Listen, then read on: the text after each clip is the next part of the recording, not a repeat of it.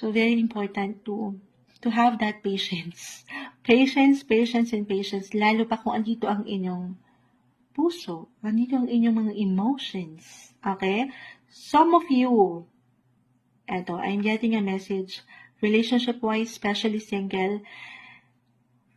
Ito maring nararamdaman na ngayon ng ilan, pero for some of you, someone from your past, okay, maaaring merong magbalik. Okay, merong magbalik or manumbalik or merong connection na magbubuo. Dahil ito, mas kalma na ngayon. Although parang medyo, sabi ko nga, may pagkainip pa rin, pero kalma lang daw. Take everything one step, one day at a time. Huwag kayo mainap, huwag kayo magmadali. Sabi ko nga, merong dahilan ng mga bagay-bagay kung bakit minsan ang ilang sitwasyon ay natatagalan. Relationship, couples, married,